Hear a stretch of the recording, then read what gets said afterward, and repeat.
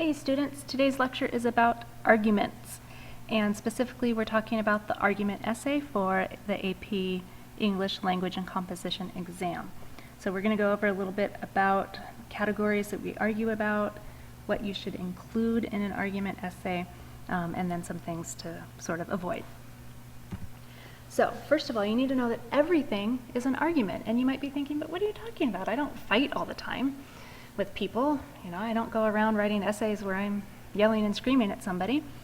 And when we talk about argument, we're not talking about that knockdown, drag out, hair pulling, vicious fight that you and your little sister get into every once in a while. We're talking about when you want to make a point about something and you want to convince people to think the way you do. So it might be that impassioned speech in your history class about workers' rights, or something as simple as the discussion you had with your friends about where you wanted to go for dinner. Was it McDonald's? Was it Burger King? Was it Chipotle? Any time that you're trying to convince someone to think the way you do, that's an argument. So when you wanted to go to Chipotle and they wanted to go to Jack in the Box, you had to do something to try to convince them. You probably used a lot of the rhetorical appeals that we've studied over the past few weeks. And if you were successful, you got to eat at Chipotle instead of Jack in the Box. An argument also might be the political cartoon you saw in the newspaper.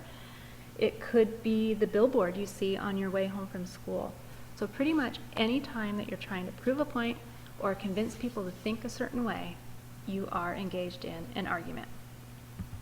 So what do we argue about? There's arguments of fact, where you might argue about global warming is a serious problem. People might disagree with you. Other people say, no, it's not a serious problem. So you could definitely argue about that. You could try to convince them that your way of thinking is correct. There's also argument of values, where you talk about arguments, you build arguments based on your morals or your values. Capital punishment is not wrong, you might argue. There's argument of policy.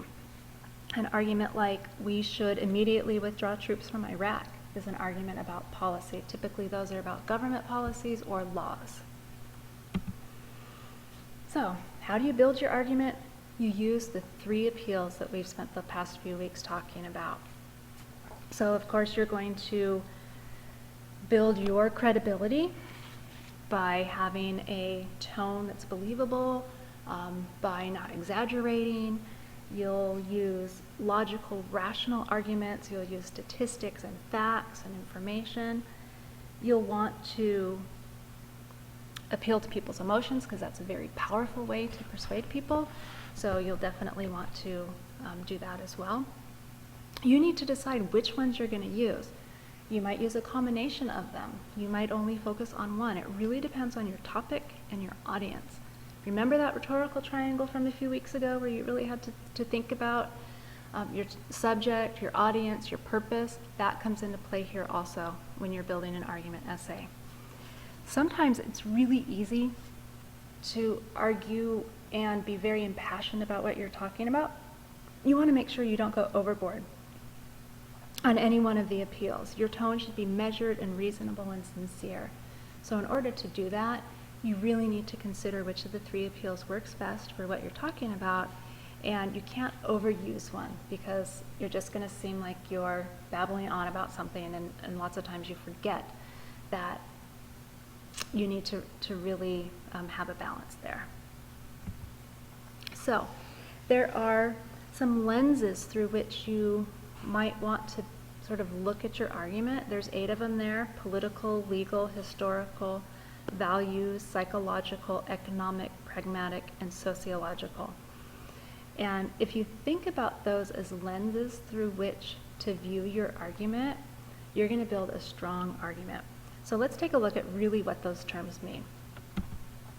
If we were arguing about capital punishment and we wanted to talk about that capital punishment is not right and that capital punishment should be changed, we might look at it through a political lens and say something like, the American public does not support capital punishment. We might look at it through a values lens and say it's not right. We might look at it through an economic lens and say it's too expensive. We might look at it through a sociological lens and say that there are a disproportionate number of poor people and people of color on death row. We want to make sure that we use a variety of these premises in order to create a strong argument. Looking at a variety of them or using a variety of them will keep you from being too impassioned. It'll help to keep your tone reasonable and measured. And you also want to show that you understand the issue and that you're thinking of it in a well-rounded way. So if you look at it from a variety of viewpoints, you're going to show that you've really considered this topic and that you really know what you're talking about. So a few final thoughts.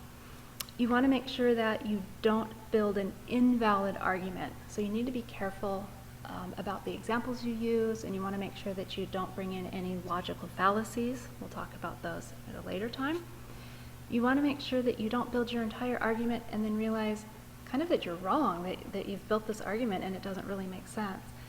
So we'll work on avoiding that. And then finally, you do need to consider the counter arguments, and we'll talk about that at a later time as well. I hope you've enjoyed this little overview of what makes an argument essay.